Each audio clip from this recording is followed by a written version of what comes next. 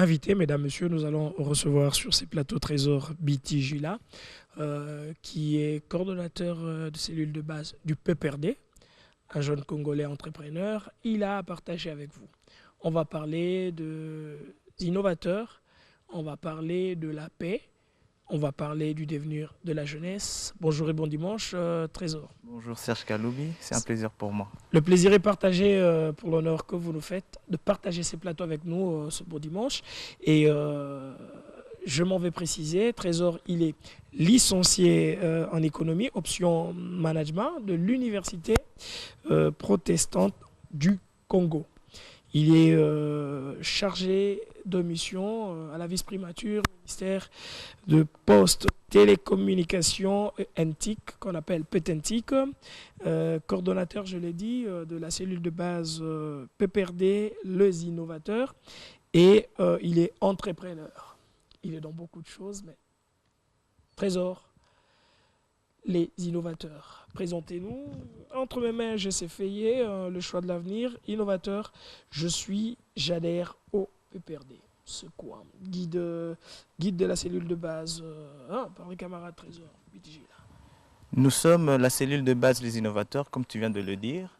Innovateurs, c'est toutes ces personnes comme moi qui ont eu un rêve un jour d'un Congo grand et fort et qui aujourd'hui se militent jour et nuit pour que ce rêve se matérialise. Par innovateur, nous voyons toutes ces personnes qui ont cette révolution de comportement en eux, qui se disent que maintenant, il faut que les choses changent. Nous partons avec l'essentiel des valeurs, nous introduisons la théorie des choix, comme vous l'avez vu dans le Fayet, le choix d'abord pour soi-même. Quand tu fais un choix toi-même de devenir grand, de réussir dans la vie, c'est clair que tous les choix que tu feras à tous les stades seront dans cette logique-là. Nous mettons aussi en évidence la notion de la performance. Pourquoi? Parce que la génération qui est en train de partir, vieillissante évidemment, n'a pas pris en compte la performance. Pour eux, il suffisait d'être là, de travailler et de venir chaque matin. Mais notre génération actuelle, vous pouvez le voir dans toutes ces entreprises privées qui surplombent l'univers congolais aujourd'hui, il y a cette idée de performance. Tu n'es pas performant, tu es mis de côté. Parce qu'on a besoin que demain, ce Congo devienne grand. Et pour créer une nation forte, il faut compter sur la jeunesse. C'est la jeunesse qui construit une nation forte. Et une nation forte, on ne la construit pas dans la complaisance. Il y a certains critères à respecter qui font que demain le pays sera compétitif. Un Congo grand, fort, ce n'est pas juste un concept, juste des slogans comme certaines personnes l'utilisent aujourd'hui. Nous sommes là pour la matérialisation de cela. Et malheureusement, beaucoup de gens ne comprennent pas. Les leaders de notre histoire, de l'histoire congolaise, je vais citer Mouzé Laurent Désiré Kabila, a donné une phrase repère. Peuple congolais, organisez-vous et prenez-vous en charge. C'est toute une doctrine. Mais malheureusement, que beaucoup de gens ne veulent pas prendre en profondeur et comprendre qu'est-ce qu'il voulait dire. Quand on se prend en charge, c'est-à-dire qu'on cesse d'être dépendant des rêves des autres. On a son propre rêve. On fait son propre choix de réussir dans la vie. Et on se bat jour et nuit pour réaliser ce rêve. Et quand vous êtes indépendant, vous arrivez maintenant à ce qu'on peut dire l'autosuffisance. L'autosuffisance, je vais renchérir, puisque vous évoquez Mouzé Laurent Désiré Kabila. Il a eu une pensée pour la jeunesse. Mouzé a dit ceci: un jeune dont l'âge varie entre 14 et 18 ans, s'il n'a pas un bon repère devant lui, c'est que son cerveau devient le repère du diable. Il mettait l'accent sur la jeunesse, il voulait qu'on travaille beaucoup plus sur la jeunesse pour développer. Alors, aujourd'hui, quel type d'enseignement vous donnez au niveau de cellules de base? notamment les innovateurs, en termes d'innovation, qu'est-ce que vous donnez comme enseignement et en rapport avec l'auto, prise en charge, pour que nous puissions parler aussi de l'autosuffisance? Chez nous, chez les innovateurs PPRD, je profite par la même occasion de vous inviter ce jour à 15 heures, tous les dimanches à 15 heures, nous faisons une petite réunion d'auto-évaluation de notre cellule de base avec tous les membres de la cellule de base. Vous allez vous rendre compte que nous accompagnons tous ceux qui ont des petits métiers, nous accompagnons tous ceux qui ont des idées à les réaliser. Et quand ils les réalisent, évidemment, nous faisons aussi ce suivi parce que nous introduisons cette notion de performance. Parce qu'on peut bien faire un petit restaurant, mais 3, 4, 5, 6 mois après, il tombe. Pourquoi? Parce que quelque part, il y a certaines règles qu'on n'a pas maîtrisées. Nous sommes là pour juste cet accompagnement qui fait que nous arrivons à insérer cette performance et le lendemain, tu sens que quelqu'un est en train de réussir et il se retrouve. On s'est dit qu'on allait couper avec cette logique de donner des discours politiques tous les 2-3 matins aux gens, une base de cellule de base. Nous sommes là pour prêcher comment vous allez vous en sortir. Et chacun nous dit ce qu'il fait déjà. Parce qu'évidemment, tu ne vas pas dire à un cordonnier de devenir photographe.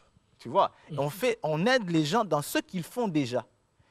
L'aider à réaliser son rêve et puis je te dis que tu verras, ça sera magique. Donc, si je comprends bien, vous détectez d'abord les compétences, les potentialités de la personne et vous lancez un déclencheur pour permettre à la personne d'aller de l'avant. Donc, ça peut encadrer le petit métier. Vous encadrez rien que le garçon, ou vous encadrez et le jeune fille et le jeune garçon, ou vous encadrez aussi de maman, de papa, parce que nous retrouvons, la jeunesse demeure encore cet état d'esprit. Et à partir du moment où on s'est dit qu'on est jeune, on peut faire quelque chose, on est encore jeune et on peut donner toujours de la chance. Au début, c'était simplement les jeunes. Mais maintenant, il y a une adhésion massive des jeunes mamans, des papas, donc toutes les couches de la population maintenant se retrouvent avec nous. Parce qu'évidemment, ils ont compris dans notre message, dans notre façon de faire, qu'il y avait quelque chose pour ce pays. Aujourd'hui, nous ne sommes plus sélectifs. Nous prenons tout le monde, tous ceux qui veulent comprendre que c'est le moment du Congo de devenir grand. C'est avec des nouvelles valeurs, ces valeurs qui demain feront que le sens de l'honneur soit inculqué dans la classe politique congolaise, cette classe politique qui, souvent décriée par rapport à certains comportements, nous ne sommes pas là pour aujourd'hui accuser qui que ce soit, nous sommes là aujourd'hui pour insérer tous ces petits facteurs qui feront que demain, on parle d'un grand Congo réellement et palpable. Pas un juste grand Congo qu'on affiche sur des panneaux publicitaires, mais qui n'est pas vérifiable dans le sens de sa population. Nous voulons un Congo grand. Alors, Trésor Bitigila, quelle a été votre lecture le mois passé, au mois de novembre, quand le chef de l'État a fait appel à la jeunesse et a rappelé aux jeunes d'arrêter, de cesser d'être le marchepied des uns et des autres, mais qu'ils puissent prendre leur destin en main? Tu viens de toucher un grand point. Nous allons citer Joseph Kabila, un grand visionnaire. Par sa phrase, le peuple congolais n'est pas n'importe quel peuple. Tout le monde peut l'interpréter comme il le veut. Mais là, je retrouve une autre doctrine. Laquelle? Serge, vous le connaissez comme moi, il a plus grande richesse qu'a le Congo, c'est ses potentialités humaines. Le peuple congolais. Le peuple congolais, en tant qu'humain, défie toutes les lois, toutes les logiques. Nous avons fait des choses extraordinaires qui ont été prouvées à Sun City, dans tous les plans du monde. Mais le problème du Congo, c'est quoi? C'est que l'État ne sait pas être l'incubateur des talents, l'incubateur des savoirs, l'incubateur des potentialités. Tantôt, on suivait dans l'élément qui a précédé notre intervention, des jeunes filles de Chaoumba créent une ligue des leaders au sein de leur école. Une trouvaille exceptionnelle. L'État congolais ne s'est pas intéressé à ces petites filles. Mais on apprend soudainement que l'ambassade des États-Unis est là, les donne même des visas pour partir aux États-Unis. Alors, quand ces filles se sentent accompagnées, une fois aux États-Unis, qu'est-ce qu'elles font? On les propose la nationalité américaine, elles deviennent américaines. Et nous perdons ces valeurs sûres. C'est ça le souci. Chez nous, les gens pensent que jeunesse, c'est juste des gens qu'on peut prendre un bon matin, sortant sur la route, pour une cause, des fois, qui n'est même pas justifiée. C'est l'image que vous semblez nous donner hier et aujourd'hui. Nous sommes très heureux d'apprendre que les innovateurs nous apportent le changement. Et nous espérons que les jeunes qui nous suivent intériorisent et tous ceux jeunes qui ont l'habitude de prendre rendez-vous avec vous tous les dimanches pourront mettre en pratique ces enseignements. Oui, évidemment, évidemment. Vous pouvez compter sur nous. Nous sommes en train de militer jour et nuit pour que nous ayons un ministère de la jeunesse et de l'initiation à la nouvelle citoyenneté, dissocié du sport et loisirs, dissocié de l'éducation. Pourquoi?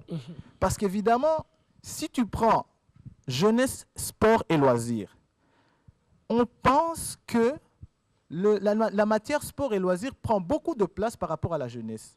Pourquoi ce ministère dissocié? C'est pour qu'il y ait une réelle politique de la jeunesse congolaise. Donc, un ministère et une administration publique qui ferait le suivi de tout ce que nous avons comme potentialité dans la jeunesse et d'essayer à les intégrer petit à petit dans la gestion de la chose publique. Parce qu'ils décrivent, disant que nous ne sommes pas expérimentés, mais moi je vais dire aujourd'hui, en profitant de tes antennes, ils sont expérimentés, mais où en sommes-nous? La performance que fait cette jeunesse dans les entreprises privées, elle est démontrable aujourd'hui. Pourquoi pas nous donner la chance de le faire aussi dans le public congolais? Je vous assure, le jour où nous aurons ce ministère mis en place, qui n'aura que la jeunesse, la politique de la jeunesse en place, vous verrez beaucoup de changements dans ce pays. Nous croyons tous au changement. Alors, nous revenons. Nous sommes au mois de décembre. Vous encadrez les jeunes et les jeunes sont convoités par les acteurs politiques congolais. On veut pousser ces jeunes à casser les acquis d'aujourd'hui. Si nous revenons, nous revoyons l'histoire, tout en revoyant le message que le ministre Bahati passe sur une chaîne privée de la place. 91, 93, il y a eu pillage dans ce pays. Le ministre Matadinenga me dira, quand moi j'ai quitté chez moi dans le Bandundu pour Kinshasa, à l'époque c'était encore la province du Bandundu, il y avait des usines de rassemblage de véhicules, de montage et tout. Mais aujourd'hui, il n'y a plus rien. Nous ne voulons plus de ça. C'est ce que lui me disait. Mais vous, en tant que jeune, puisque vous incarnez le leadership en vous, vous aviez un grand nombre de jeunes qui croient encore à vous. Quel est le message que vous pouvez passer aujourd'hui aux jeunes de la République démocratique du Congo, aux jeunes de cellules de base innovateurs et aux jeunes de quelques communes de Kinshasa? Le message que je lance à tous mes collègues jeunes, évidemment, c'est faire le choix de la vie. Le choix de la vie, c'est le choix de l'avenir. Le choix de l'avenir, c'est le choix des innovateurs. Le choix des innovateurs, c'est de mettre en place un état d'esprit de préservation des acquis. Nous avons détruit le pays pendant longtemps. Il est temps aujourd'hui de briser ces chaînes qui nous ont toujours tirés vers l'arrière. Comme l'a dit le chef de l'État, il y a des gens qui sont juste là pour utiliser, pour détruire. Utiliser plutôt les jeunes pour détruire. Aujourd'hui, nous disons aux jeunes, c'est fini ce moment-là. C'est le moment pour nous de prendre les responsabilités de ce pays. On prend les responsabilités du pays, pas en cassant, pas sur la route. C'est une révolution comportementale. Que veut dire une révolution comportementale? C'est-à-dire qu'à chaque niveau où tu te trouves en train de poser un acte, pose-toi la question, si aujourd'hui était mon dernier jour, ce que je fais maintenant, est-ce que demain, les gens garderont un bon souvenir de moi? Si vous faites ça tous les jours, je vous assure, c'est comme de la magie, vous comprendrez que les choses vont évoluer. C'est dans cette logique que nous allons amener la jeunesse. Nous essayons de monter un peu en hauteur dans notre façon de faire pour que le pays avance. C'est la paix. Le 19 décembre, le mois de décembre a toujours été un mois de fête. Oui. Depuis que nous sommes tout petits, et même tous ces gens qui nous appellent à la violence ont toujours vécu des fêtes au mois de décembre. Alors pourquoi, pour notre fête à nous de décembre, ils nous proposent un scénario chaotique? Quelque part, ils sont égoïstes. Et j'en appelle à tous les jeunes de dire non à cette instrumentalisation. Excusez-moi. Nous avons fait le choix